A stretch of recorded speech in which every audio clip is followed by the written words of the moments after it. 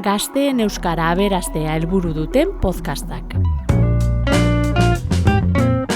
Esanak esan, alferrik.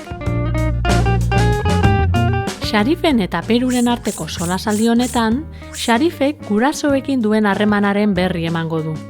Gurasoek ez omen dute ulertzen. Solasaldiaren ondoren, hizkuntzari buruzko hainbat argibide entzungo dituzue.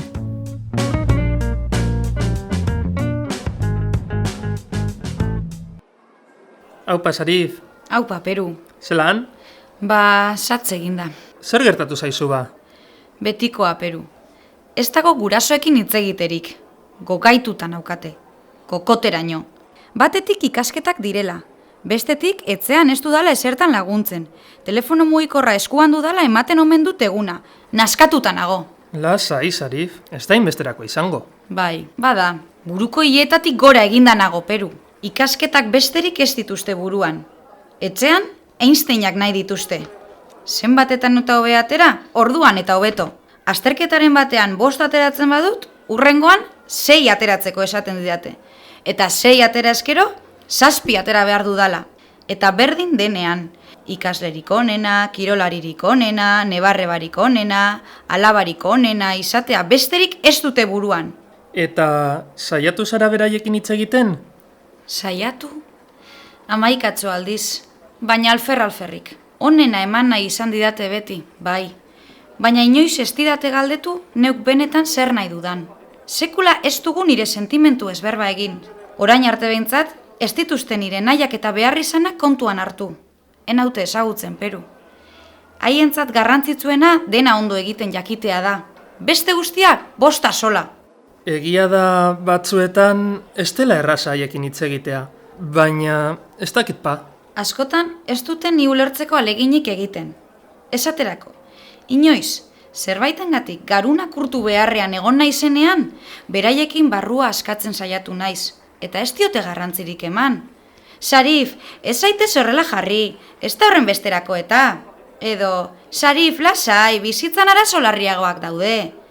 Gure artean harresi bat balegole sentitzen naiz gehienetan.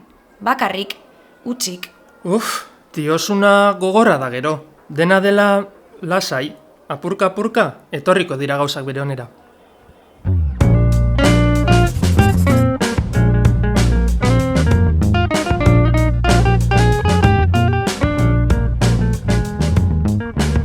Entzun berri dugun solasaldian, 2 esakune esanguratsua aipatu ditu Xarifek. Buruko hileetatik gora eginda egon, eta garunak urtu beharrean egon. Zer esan nahi du batak eta zer besteak, eta noiz erabiliko ditugu. Buruko hileetatik gora eginda egon esakunea, norbaitekin edo zerbaitekin naskatuta gaudela adierazteko erabiltzen da. Horren baliokideak dira, gogaituta egon, goraino eginda egon, kokoteraino egon eta bazter eginda egon. Kasu honetan, Xarif gurasoen jarrerarekin dago naskatuta. Bestalde, garunak urtu beharrean egon esakunearen parekoak dira, burua apurtu, burua urratu, buruari behar gehiegi eman, gehiegi pentsatu eta gogor pentsatu esakuneak ere. Keskatzen edo larritzen gaituen zerbaitengatik buruari asko eragiten diogunean erabiltzen da. Horrez gain, elkarrizketaren zati batean, esaldi hau entzun diogu Xarifi. Ez dago gurasoekin hitz egiterik. Ezintasuna adierazteko bide asko dago. Kasu horretan, gure protagonista txerik atzizkiaz eta egon aditzaz baliatu da ezintasuna adierazteko. Beste adibide batzuk ematearren, hemen ez dago erretzerik. Edo, ez dago motorra usterik. Ez da ordea ezintasuna adierazteko modu bakarra.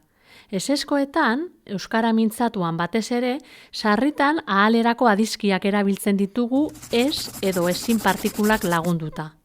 Adibidez, bihar ezin naiteke etorri, edo bihar ez naiteke etorri. Bukatzeko, omen partikulaz hitz egingo dugu. Noiz erabili behar dugu? Batetik, hiztunak esaten duena besteren bati entzundako zerbait denean. Eta bestetik, esandakoaren egiatasunaz hiztunak bat ere ziurtasunik ez duenean. Partikula hau aditz trinko edo laguntzailearen aurrean jartzen da, bai eska, nahi ez eska. Esate baterako, egingo omen du, edo ez omen du egingo, eta josten omen daki, edo ez omen daki josten. Peruren eta Xarifen solasaldian, Xarifek berak urrengo hau dio. Telefono mugikorra eskuan dudala ematen omen dut eguna. Amak esandakoari erreferentzia egiteko erabili du esaldi honetan omen partikula.